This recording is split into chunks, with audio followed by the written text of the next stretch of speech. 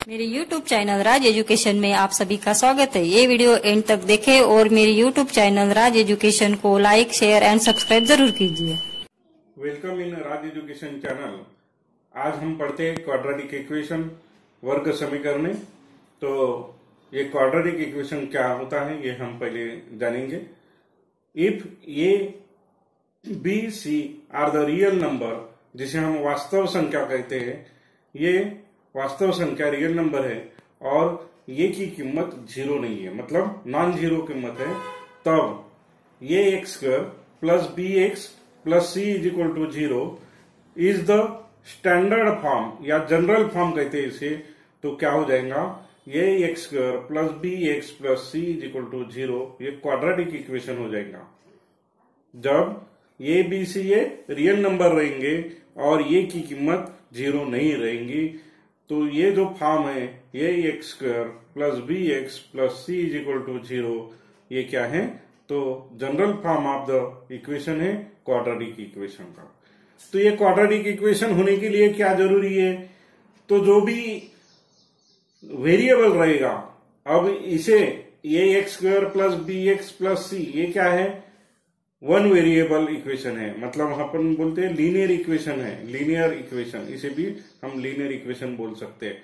लेकिन यहाँ पे जो भी पावर रहेगा, वो पावर क्या रहेगा, टू रहेगा, मतलब इसको पावर हम क्या बोलते हैं, कोटि, ये जो पावर है ये क्या रहना चाहिए, टू रहना चाहिए, तब इसे हम कह सकते हैं क्वाड्रेटिक इक्वेशन। तो अभी देखो एग्जाम्पल बता रहा हूं मैं, x square plus three x plus five is equal to zero. यहाँ पे ये की वैल्यू क्या है, ये इक्वेशन इसी स्टैंडर्ड फॉर्म में है, जैसे कि मैं बोल सकता हूं one x square plus three x plus five is equal to zero, मतलब ये की वैल्यू हुई यहाँ पे वन, बी की वैल्यू हो गई थ्री और सी की वैल्यू हो गई फाइव। तो इस इक्वेशन को मैं बोल सकता हूं क्वाड्रेटिक इक्वेशन है। अब देखो एक दूसरा जो है, सपोज मेरे पास कांस्टेंट जीरो है, कांस्टेंट जीरो है, तब भी मैं इक्वेशन क्या हुआ, three x square minus five x, और यहाँ पे कांस्टेंट नहीं है, मतलब zero is equal to zero. तो यहाँ पे ये की वैल्यू है थ्री, बी की वैल्यू है माइनस फाइव और सी की वैल्यू है जीरो, तो ये भी क्वाड्रेटिक इक्वेशन होगा। सपोज बी की वैल्यू जीरो है, सी की वैल्यू भी जीरो है, तो इक्वेशन देखो क्या लिखा मैंने, five x square is equal to zero लिखा। तो यहाँ पे ए की वैल्यू कितनी है, फाइव है, बी की वैल्यू जीरो है और सी की वैल्यू जीरो है। ये जनरल फॉर्म क्या होगा इसका, सपोज लिखते हैं तो क्या होगा, five x square zero x plus zero is equal to zero, इस फॉर्म में आएगा। तो हम कंपेयर करके ये कोएफिशिएंट जो है, ये बी सी, ये जो रियल नंबर है, इसे हम क्या कहते हैं, कोएफिशिएंट कहते हैं, सहगुणक जिसे बोलते हैं हम, ओ।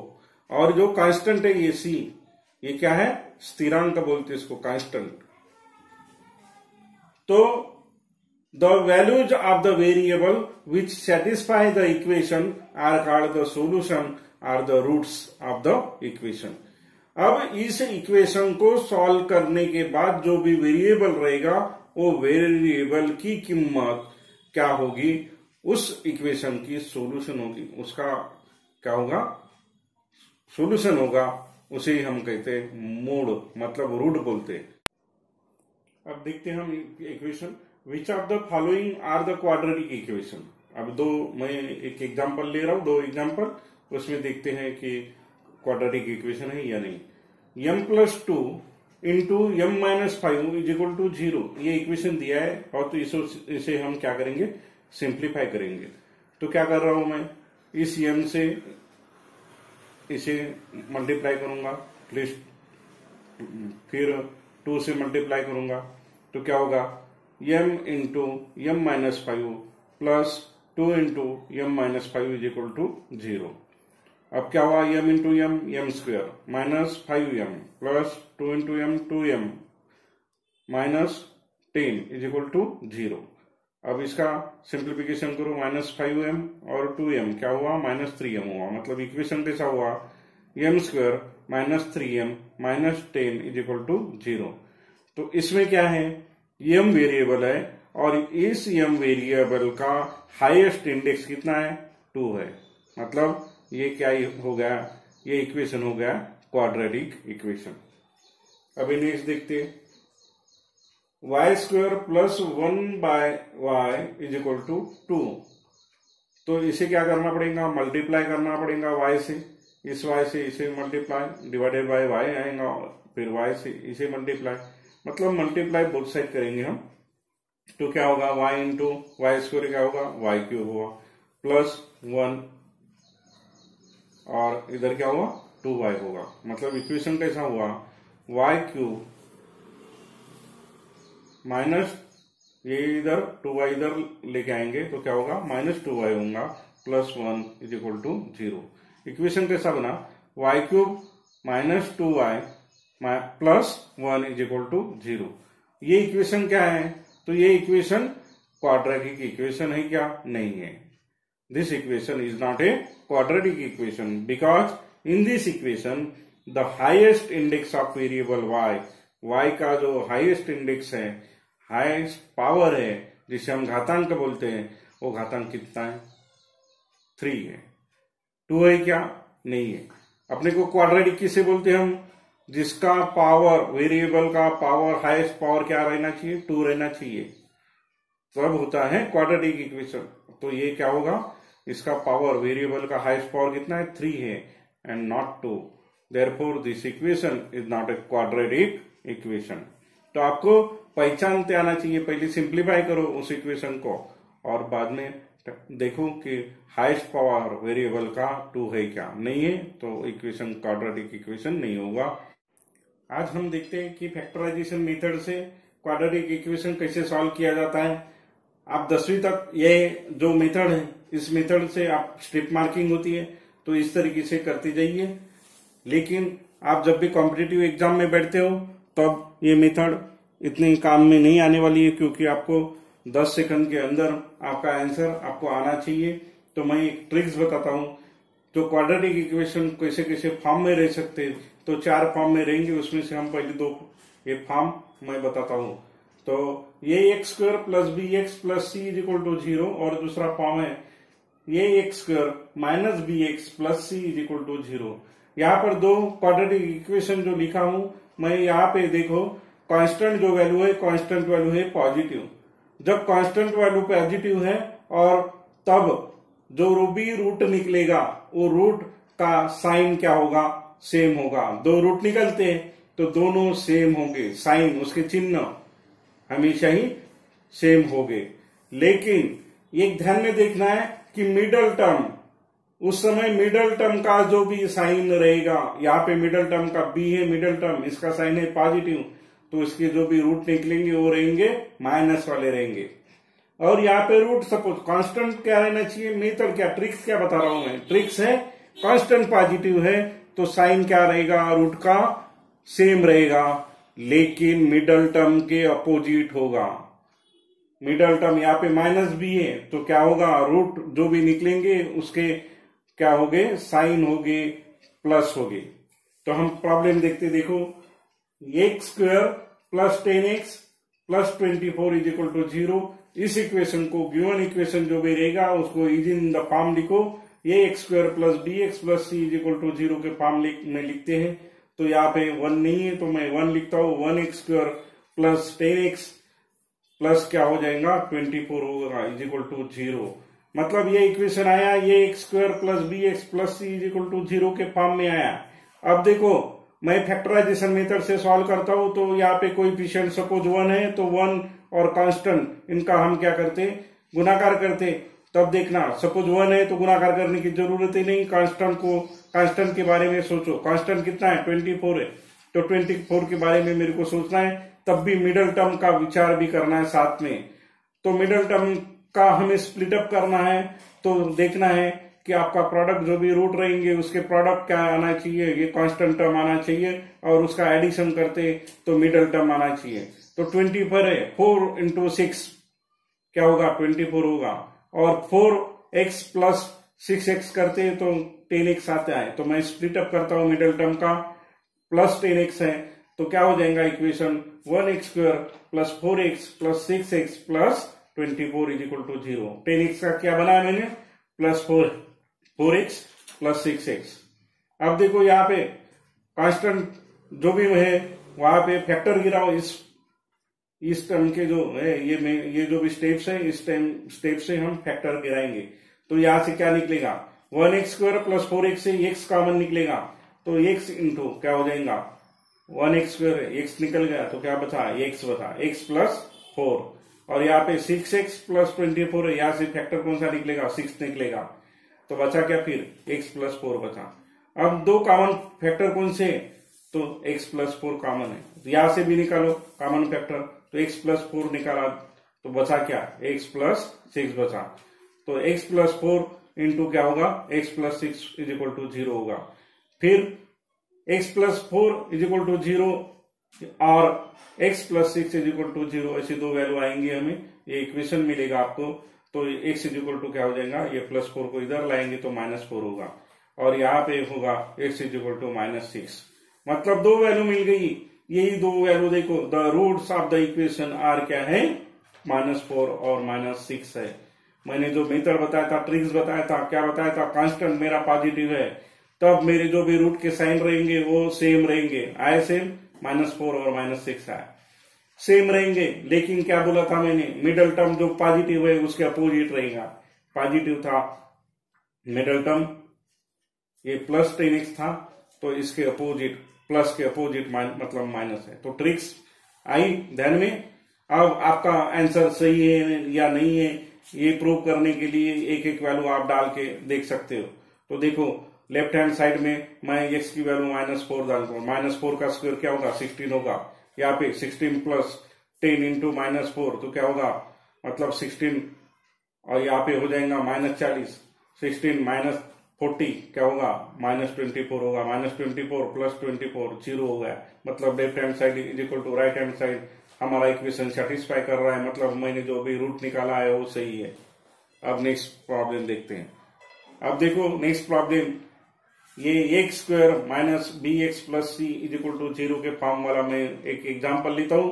तो देखो x² minus 5x plus 6 is equal to 0 given equation is in the form क्या है फॉर्म कौन सा है a x² minus bx plus c is equal to 0 के फॉर्म में है।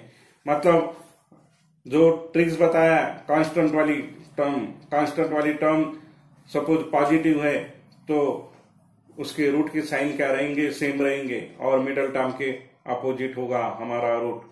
तो देखो 6 तो कांस्टेंट है यहाँ पे 6 कांस्टेंट टर्म है मेरी 6 तो 6 की मिडल टर्म की मैं देखता हूँ साथ में ही सोचना पड़ता है मेरे को कि कांस्टेंट मेरा 1 है तो मैं कांस्टेंट मतलब यहाँ पे ये की वैल्यू 1 है x² का जो भी कोएफिशिएंट 1 है तब मैं कांस्टेंट के बारे में सोचता हूँ।